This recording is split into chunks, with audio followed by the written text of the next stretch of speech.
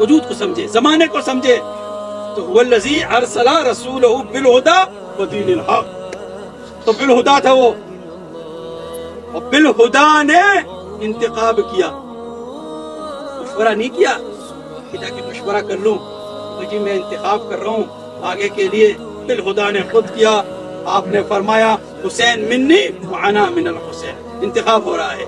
پھر آپ نے فرمایا کہ میری حال کی مثال کیا ہے؟ کشتی نوح کی ہے، جو اس پہ سوار ہو گیا بچ جائے گا. یہ ہے بالہدا. یہاں پر بالہدا ہو رہا ہے. یہ عطا دی جا رہی ہے، یہ آپ کو دی جا رہی ہے، یہ نعمت آپ کو دی ہے. اب اس کو مضبوطی سے تھام کر، فرقہ واریت کی اس دلدل سے نکل کر، زمانے کی جو نفس پہ ہاتھ رکھ کر اس زمانے کے فساد کو امن سے ہم نے بدلنا ہے. بدلنا ہے کس میں؟ سیرت مصطفیٰ صلی اللہ علیہ وسلم اور صحابہ کرام اور اہل بیت کے طریقہ کار. کیونکہ صحابہ بھی ہمارے ہیں، اہل بیت بھی ہمارے ہیں. پھر جب آپ کے ہی ہے تو کیوں ہم جو ہے نا نفرتوں کے بیچ میں؟